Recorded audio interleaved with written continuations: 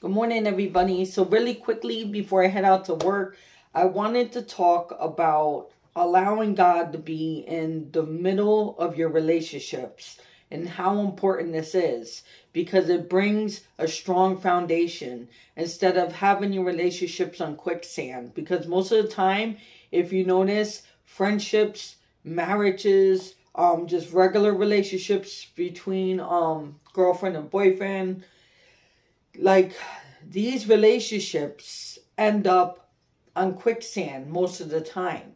Okay, if you notice, a lot of people end up giving up very fast because of a situation like a disagreement or an argument or whatever it is.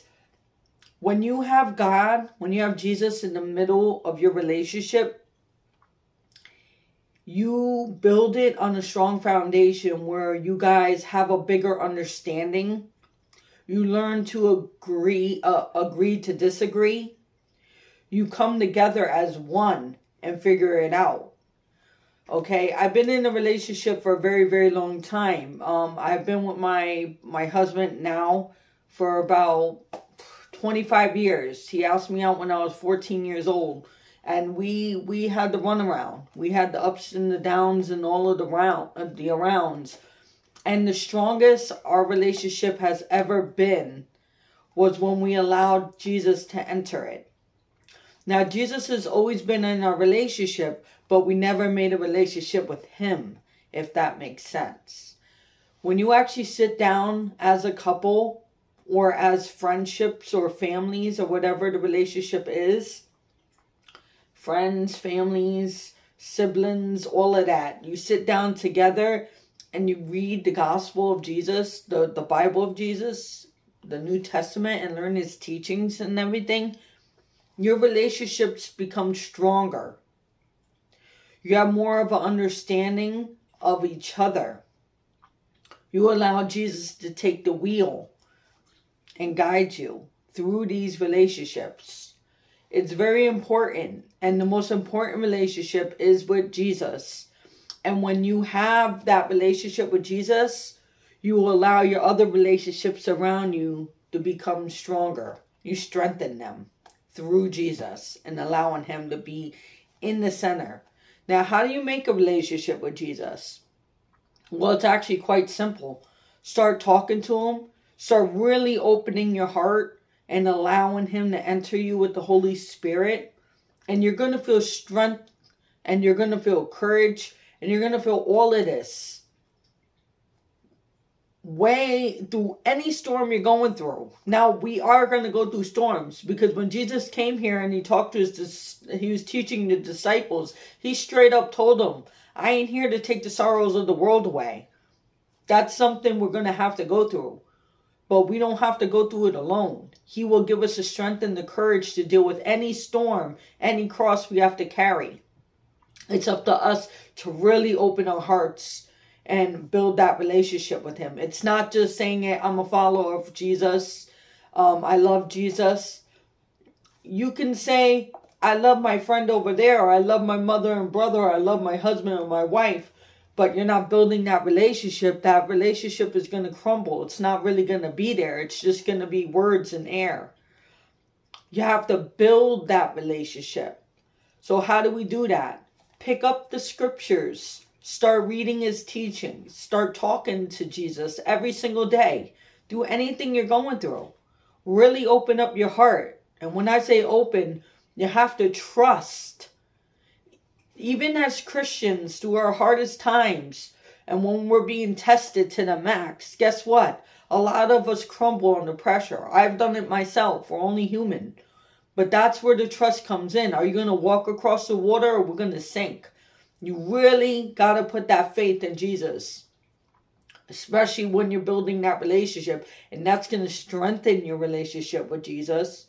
And it's going to strengthen the relationships around you. Now, if you're somebody that's not really feeling church and this and that, take baby steps, okay? First, pick up the Bible, start reading Jesus' teachings, build that bond, And then you're going to probably want to branch off and build a community, have a community of people. If it's friends, family, or going to a church.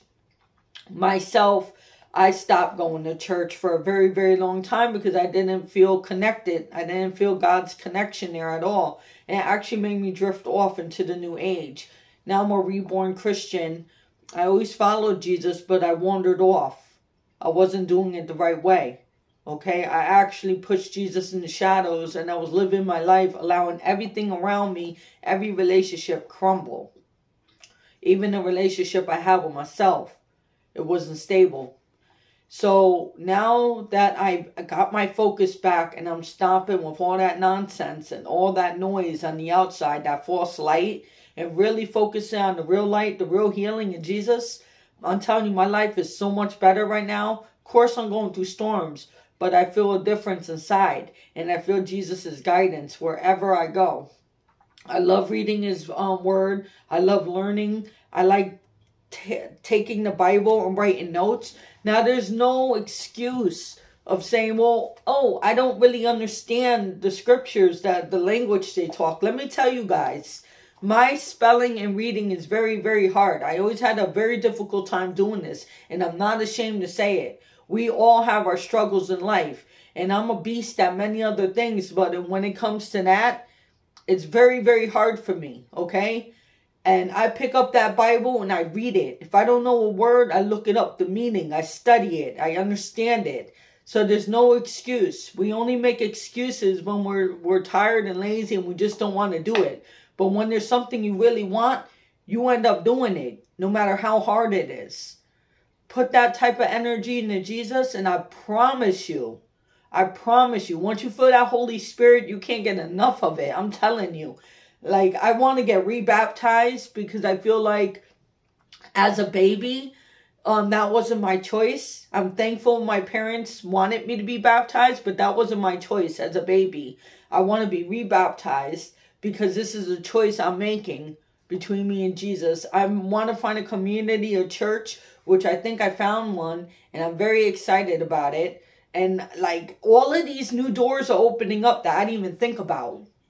They're just like, the more I get closer to Jesus, these different, like, I would say fruits are growing inside of me. Like there's a garden inside of me that Jesus is just planting all these seeds, and different fruits are coming about, you know? It's pretty amazing. That's the best way I could explain it. That's how I feel. Every time I pick up the Bible and I'm doing my best, it'll take me a little chapter, maybe an hour to understand it because of my difficulties in my reading and spelling.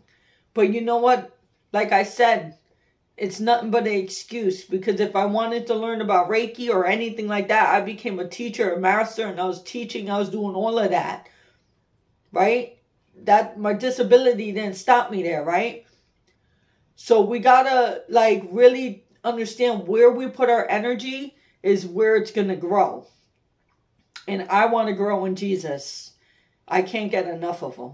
And I pray that you get to feel exactly what everybody else is feeling when you truly open your heart. God bless you guys. Take care.